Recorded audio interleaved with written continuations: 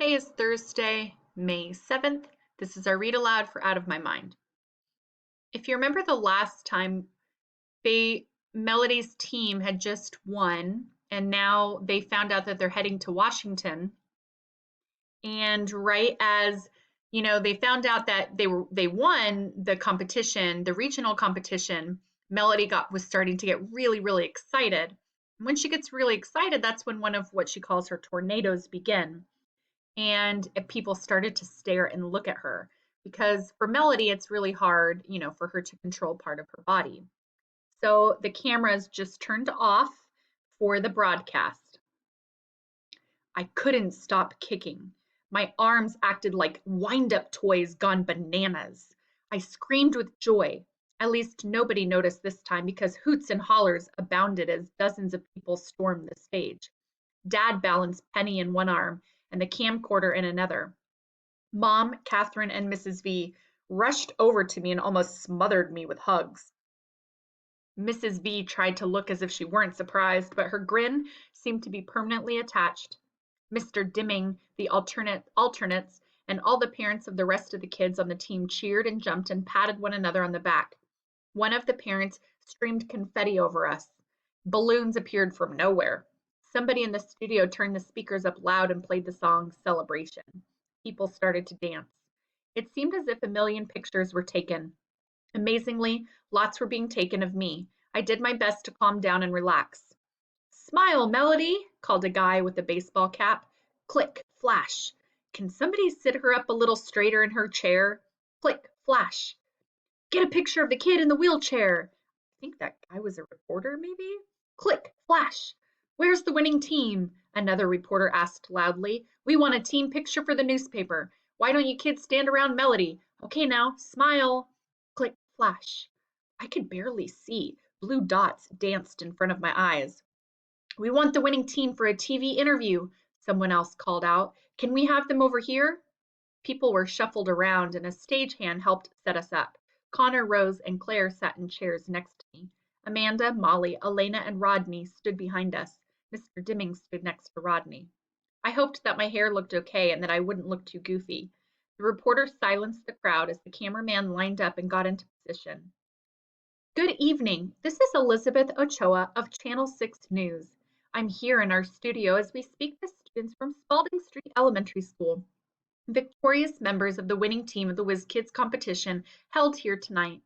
These are 8 of the brightest young people in our community who buzzed their way to victory tonight. Let's meet them.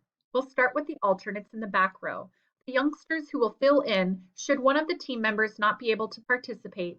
Please tell me your names and ages," she asked as she put the microphone in front of each student.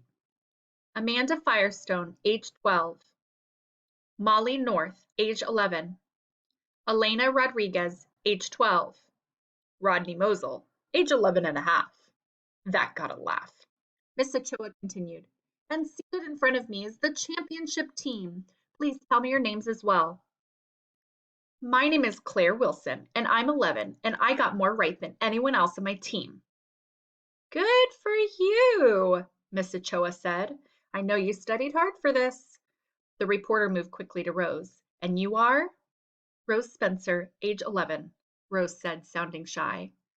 "What stands out for you this evening?" the reporter asked as the camera moved in closer. "I was on last year's team, and we lost by only a few points, so it's really exciting to win this time. I'm very proud of our team." Rose was beaming. "Great answer, and we're proud of you as well," Miss Ochoa said. "And now to this tall young man. Your name, sir?" she asked Connor. "Connor Bates. Hi, Mom." Connor spoke loudly into the mic. "Do you remember the hardest question you were given tonight?" the reporter asked him. "I thought all the questions were super easy," Connor said with a grin. "I missed a few on purpose so the other contestants wouldn't feel bad." Miss Ochoa burst into a tinkly laugh. "How does it feel to be on a team with your very special team member?" she asked. "Hey, Melody's okay. She's really smart. Let me introduce you to—" But I wasn't about to let him steal my thunder. "My name is Melody Brooks, and I'm 11 years old," my machine said loudly and clearly. The reporter looked amazed. "Well, this is astounding. How does it feel to be a part of the winning team, Melody? I pressed my key for super. She laughed. Was it difficult to study and prepare for the competition? Miss Ochoa asked. No, lots of people helped me. What was the hardest part about participating tonight? Hoping I wouldn't mess up. She smiled. We all feel that sometimes. Are you excited about traveling to Washington, D.C.? Oh, yes. Have you ever been there before? No. How will being on the winning team change your life at school? I thought that was a good question. Not much, I admitted. Then the reporter waited patiently while I took the time to tap the right words. Maybe kids will talk to me more? I talk to her all the time, Blair interjected. Both Rose and Connor looked at her with frowns. Huh? Rose said. Miss Ochoa moved away from me and over to Claire. So, you consider yourself to be Melody's friend? Oh, absolutely, Claire said with a bounce of her cinnamon-colored curls. She and I eat lunch together every day and test each other on questions for the quiz team. Melody is a lot smarter than she looks. Rose raised her hand to speak, but the reporter shook her head. I'm so sorry, but we're out of time, she told Rose.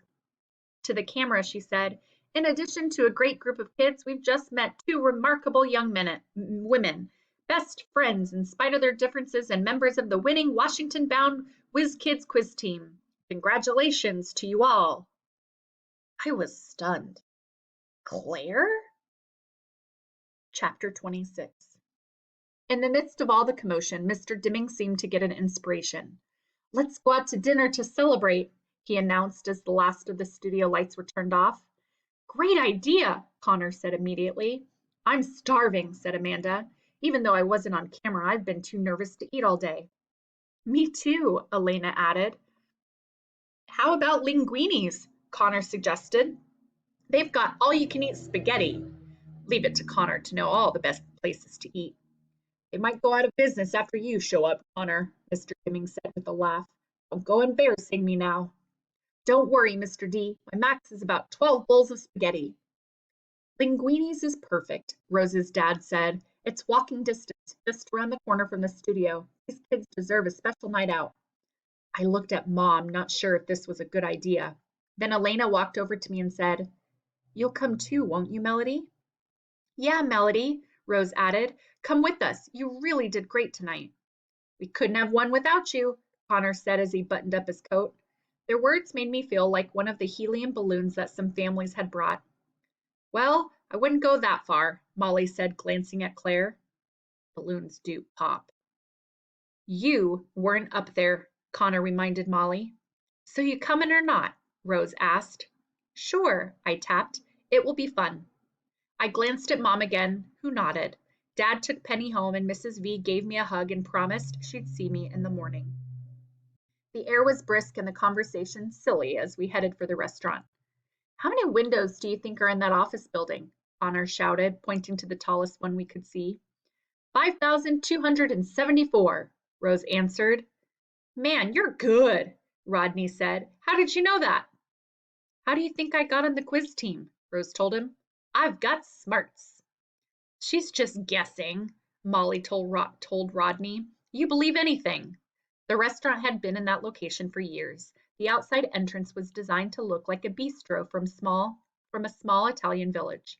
Painted grape leaves and tiny white lights decorated the bricks around the door. The door. When Connor's dad opened it for everybody to enter, Connor and Rodney bounded up the steps. The steps. 5 stone steps led upstairs to the dining area. Everyone, including Mr. Dimming, rushed past me and Mom.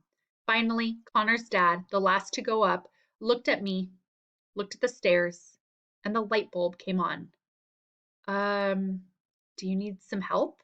He asked. He was large like his son. I bet he could swallow a few bowls of pasta as well. Mom replied, Would you be so kind as to ask an employee where their wheelchair ramp is located? As if glad to have something to do, Mr. Bates dashed up the steps. Mom and I sat there in the cold, alone. A waiter dressed in black rushed down moments later.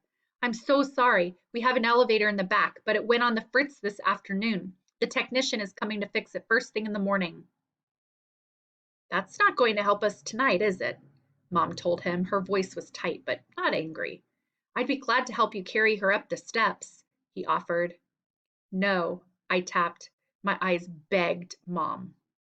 Mom told him, just hold the door for us, young man. We'll be fine.